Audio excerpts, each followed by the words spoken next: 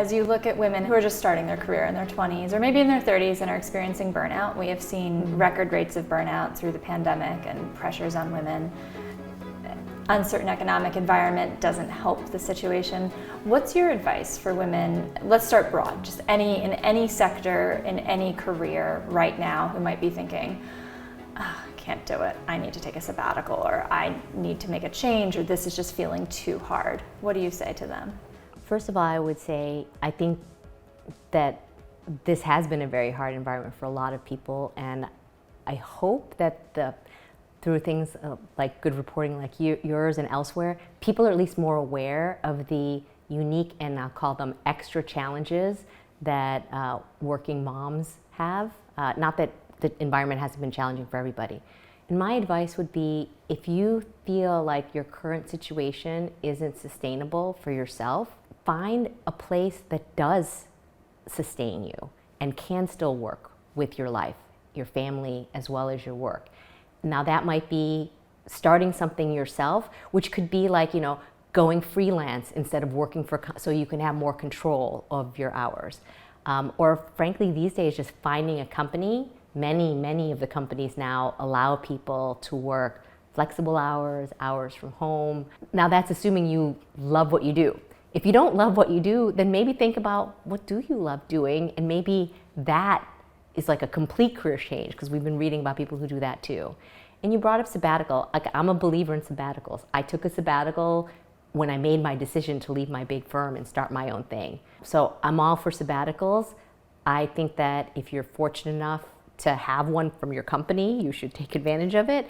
And if you don't, then you can make your own by just changing things. So it's really hard to think about what you want to do when you're in it like 24/7. So whether that's like a couple-week vacation or an actual sabbatical, depending on what your personal circumstances are, I highly recommend. It gives you a lot more clarity on like what's really important and what do you really like. But I would just say, I'm kind of trying to be an optimist, right? Like, so if I take like lemonade out of lemons, I think that so many companies are aware of this, and look, they've had to make some adaptations. I think there are a lot more options that are a lot more flexible.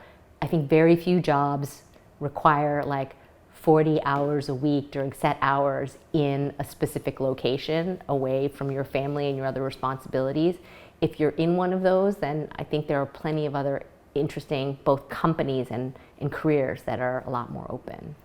And what's your advice specifically for entrepreneurs in this uncertain economic environment? I know there's a lot of nerves out there, for lack of a better word.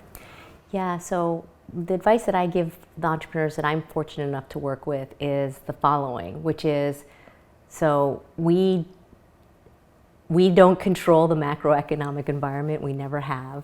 So have a lens and understanding of what's happening in the macro, which for entrepreneurs right now, it's really hard to raise money.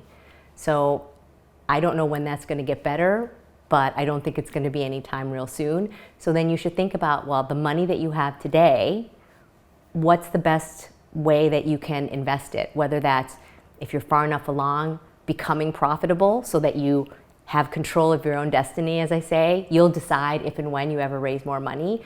Or if that's not possible, finding that right balance of, conserving your cash to have it last as long as possible so you can grow. The point is still to grow or meet your milestones, but it's a different view, right? Whereas like last year was sort of like growth at all costs, right? Now, different environment. Okay, what resources do you have today, and what's the most you can get to with what you've got today? It will get better. Even in 2000, because I lived through it, it does get better. It might be a couple of years, but it'll get better.